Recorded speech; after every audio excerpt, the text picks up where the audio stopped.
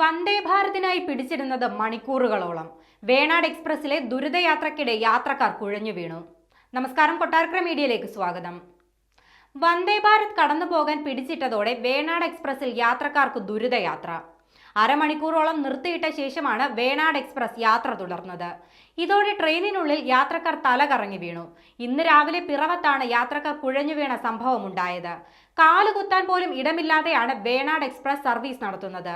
ഒരിഞ്ച് പോലും സ്ഥലമില്ലാതെ യാത്രക്കാർ തിങ്ങി നിറഞ്ഞുള്ള ട്രെയിനിലെ ജനറൽ കോച്ചുകളിലെ ദൃശ്യങ്ങളും പുറത്തു വന്നിട്ടുണ്ട്.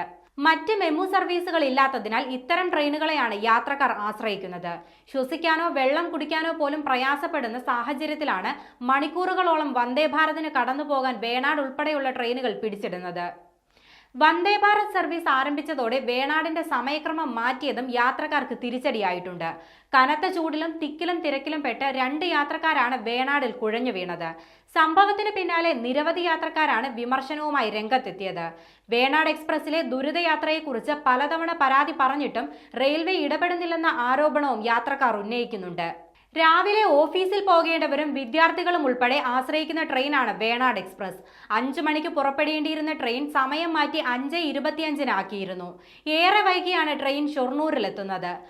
പിറവം, ഏറ്റുമാനൂർ സ്റ്റേഷനുകളിൽ നിന്നാണ് നേരത്തെ തിരക്ക് അനുഭവപ്പെടാറെന്നും എന്നാൽ ഇപ്പോൾ ചെങ്ങന്നൂർ, തിരുവല്ല മുതൽ ട്രെയിനിൽ യാത്രക്കാരുടെ തിരക്കായിരിക്കുമെന്നും യാത്രക്കാർ പറയുന്നു. വാതിൽപ്പടിയിലും ബാത്റൂമിന്റെ ഇടനാഴിയിലും ബാത്റൂമിനുള്ളിൽ പോലും നിന്നു പോകേണ്ട അവസ്ഥയാണ്. ടിക്കറ്റ് എടുത്തിട്ടും ട്രെയിൻ വരുമ്പോൾ പലപ്പോഴും യാത്രക്കാർക്ക് കയറാൻ കഴിയാത്ത അവസ്ഥയുമുണ്ട്. സ്ഥിര യാത്രക്കാർക്ക് മറ്റു വഴിയില്ലാത്തതുകൊണ്ടാണ് ഈ ദുരിതയാത്രയെ തന്നെ ആശ്രയിക്കേണ്ടി വരുന്നതെന്നും യാത്രക്കാർ പറയുന്നു.